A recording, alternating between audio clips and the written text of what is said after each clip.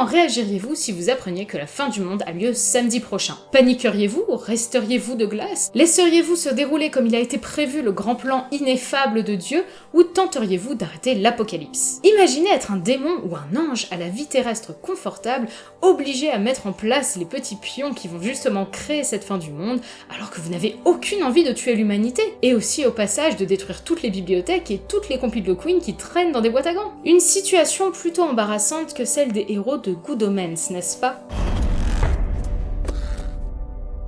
On se retrouve aujourd'hui pour parler de la nouvelle série Amazon Prime Video, sortie le 31 mai 2019, j'ai bien entendu nommé Good Omens, une série adaptée du roman de Terry Pratchett et de Neil Gaiman, et qui s'appelle De bons présages en français, et dans laquelle on retrouve le fabuleux David Tennant dans un rôle vraisemblablement taillé pour lui, alors qu'il n'avait même pas encore véritablement lancé sa carrière au moment de la publication du livre. C'était donc un bon présage!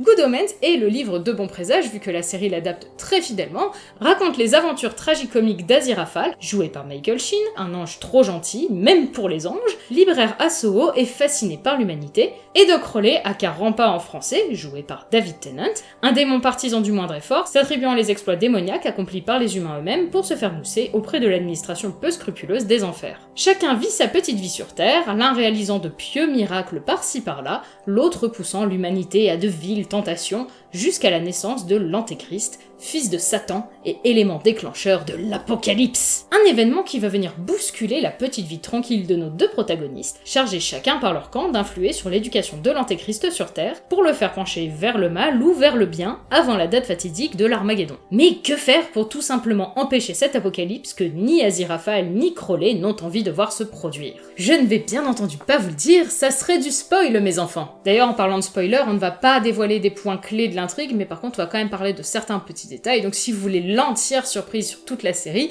eh bien allez la voir d'abord et revenez nous voir ensuite. Le roman De bons présages est sorti en 1990 au Royaume-Uni et en 1995 en France. Terry Pratchett et Neil Gaiman se connaissent depuis 1985, et c'est assez naturellement que leur vient l'idée d'écrire un roman ensemble. Il s'agit d'un roman de fantasy moderne, mêlant l'humour absurde et caustique de Pratchett avec les thématiques religieuses si prisées par Gaiman. Terry Pratchett est un auteur anglais principalement connu pour les Annales du Disque-Monde, une série d'une trentaine d'ouvrages et d'une dizaine d'hors-séries se déroulant dans un univers parodiant la fantasy. Ces ouvrages se déroulent dans un monde en forme de disque, posé sur le dos de 4 éléphants, eux-mêmes sur le dos d'une tortue géante, voguant à travers l'espace. Les Annales du Disque-Monde suivent une pléthore de personnages rocambolesques aux aventures tout aussi incroyables. Neil Gaiman, lui, est un auteur également anglais, extrêmement prolifique lui aussi, et connu principalement pour sa série de comics Sandman, racontant diverses aventures de Dream, /rêve, /marchand de rêve, /Oneiro, /Seigneur des rêves, /Morphée, choisissez l'appellation que vous préférez. On lui doit également des romans tels qu'American Gods, Stardust, Coraline, Neverwhere, bref, le gars n'a pas chômé. Lors du premier jet, ils écrivaient chacun de leur côté certaines parties, mais s'appelaient tous les jours pour débriefer,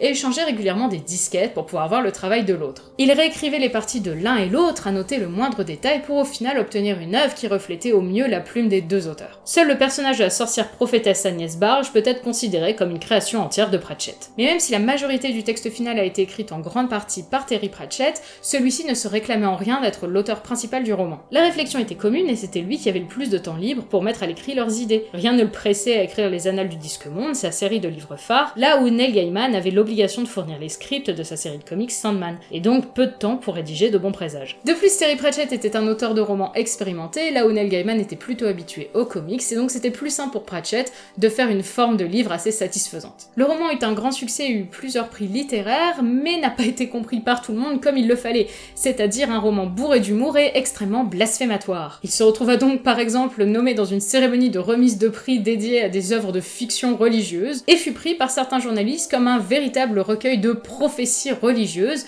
ce qui a beaucoup fait rire les auteurs, même s'ils ne comprenaient pas tellement comment c'était possible. Assez rapidement surgit l'idée d'adapter De bons présages en film. Dès 1992, Pratchett et Gaiman commencent à travailler sur un scénario d'un film produit par Sovereign Pictures. Mais ils réalisent très vite que ce projet va être une catastrophe, Pratchett quitte le navire et Gaiman se retrouve tout seul à devoir l'écrire. Il essaye plus ou moins de recoller les morceaux pour essayer de coller à ce qu'attend le studio de production, mais au final il part donc sur une histoire complètement différente qui se passe aux États-Unis où il n'y a pas les cavaliers de l'Apocalypse. Bref, c'est pas du tout satisfaisant. Heureusement pour les deux hommes, ils seront libérés de leur engagement et récupéreront les droits de leur œuvre lorsque Sovereign Studio fera tout simplement faillite. C'est ensuite Terry Gilliam, ancien Monty Python, réalisateur de Brasil ou plus récemment de L'homme qui tua Don Quichotte, qui décida de réaliser un film Good Omens en 2002, avec l'envie de caster Johnny Depp en Crowley et Robin Williams en Aziraphale. Malheureusement, le projet tomba à l'eau faute de financement et aussi d'après Neil Gaiman à cause d'un mauvais timing. En plein durant la période de terreur qui suivit les attentats du 11 septembre, les producteurs étaient un peu frileux à l'idée de produire un film vendu par Gilliam comme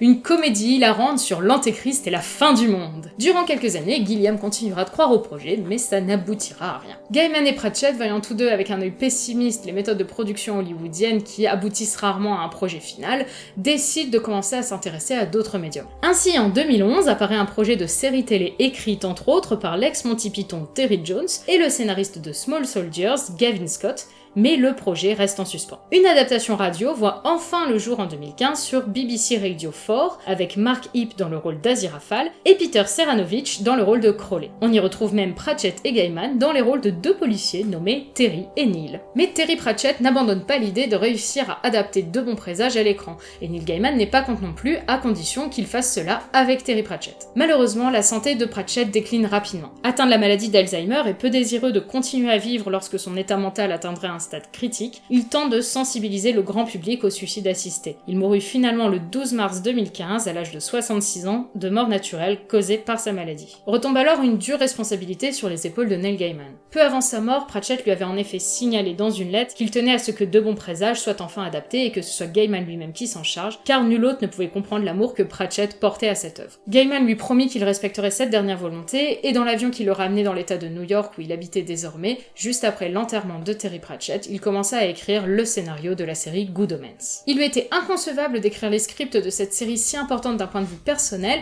et après de les laisser à n'importe qui. Les conditions furent donc posées, ce sera lui le showrunner de Good Omens. Il laisse au placard tous ses projets en cours et décide de se consacrer pleinement à la série. Il se base sur ses propres contacts pour le casting. David Tennant, qui lui apparaît comme une évidence dans le rôle de Crowley, Michael Sheen pour Aziraphale, Frances McDormand pour Dieu, Benedict Cumberbatch pour Satan, ou encore John Hamm pour l'archange Gabriel, un personnage non présent dans le livre, mais qui devait apparaître dans la suite, jamais écrite. Il incorpora ainsi plusieurs idées développées par Pratchett et lui-même pour la dite suite, par exemple le paradis, grand hall immaculé dominant une ville sublime d'où s'élèvent d'impressionnants gratte-ciel, et l'enfer, sous-sol étroit et mal éclairé où personne n'a envie de traîner. Réécrire ainsi une œuvre qu'il avait démarrée 30 ans auparavant lui fit également réaliser que, là où Pratchett et lui-même trouvaient cocasse à l'origine que le début des années 90, période de paix relative et de prise de conscience généralisée de la protection de la nature, soit le point de départ de l'Apocalypse, il lui semblait désormais n'avoir jamais été aussi proche de la dite Apocalypse. Comme si ce qui n'était pour eux qu'une plaisanterie s'avérait au final être véridique, donnant ainsi à Good Omens un goût beaucoup plus amer et plausible. De même, il constate que la satire politique présente dans le livre est désormais décuplée de nos jours. Sans évoquer de parti politique spécifique, on retrouve en effet dans les liens entre anges et démons toutes les dérives visibles à l'époque du livre dans le milieu politique, et toujours aussi visibles à notre époque. L'incapacité à admettre ses torts, la volonté de faire passer ses intérêts au détriment des autres, la manipulation du bien et du mal faisant perdre tout sens à ses concepts, etc. Un constat amer mais sans équivoque pour lui,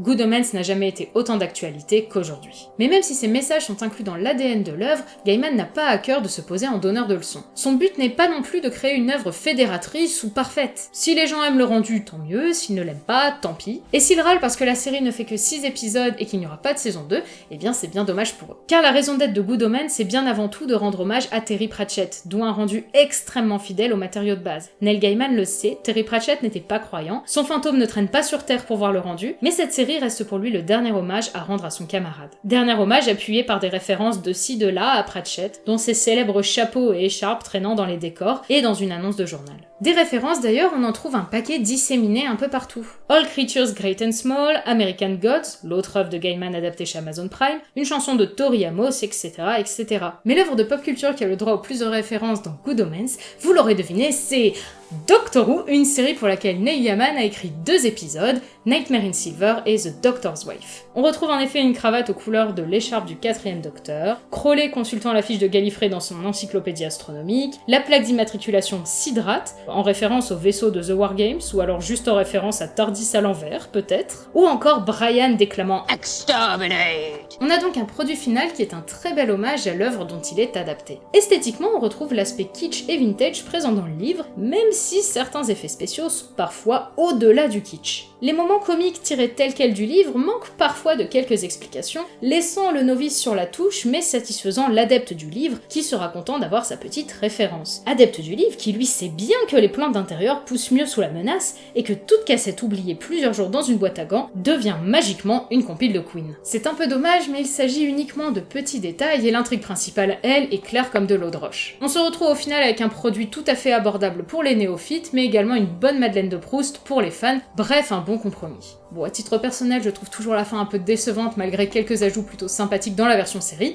mais ce n'est que mon humble avis. Ce qui importe le plus à mon sens, c'est le soin apporté aux personnages et au décor, retranscrivant presque parfaitement ce que j'imaginais en lisant le livre. De Bon Présage aurait difficilement pu être adapté avec plus d'exactitude, et on aurait difficilement pu trouver meilleurs interprètes pour Aziraphale et Crowley que Michael Sheen et David Tennant, dont le duo fonctionne tellement à merveille qu'on aimerait pouvoir regarder une série de 25 épisodes entièrement dédiés à leur rencontre au fil de l'histoire. Alors en partant de là, on pourrait se dire que tant qu'à voir la même chose, eh bien autant lire le livre. Mais pourquoi pas les deux? Je ne saurais que trop vous conseiller de lire De Bon Présage, qui est un des livres que j'ai préféré lire tant il est drôle, irrévérencieux et passionnant. Et je ne saurais que trop vous conseiller de regarder Good Omens, pour les mêmes raisons. Si vous aimez l'humour britannique, les personnages décapants, les ambiances décalées, allez-y, foncez directement, allez lire De Bon Présage, allez regarder Good Omens et revenez ici nous dire ce que vous en avez pensé. N'hésitez pas à partager cette vidéo autour de vous, que ce soit à des fans de Pratchett, de Gaiman, de Tennant, ou même juste à des gens comme ça pour leur faire découvrir Good Omens et les inciter à aller regarder la série ou à lire le livre. Et pour les fans de Doctor Who qui débarquent, n'hésitez surtout pas à vous abonner pour ne rater aucun de nos contenus. D'ici la prochaine, je vous fais de grosses billes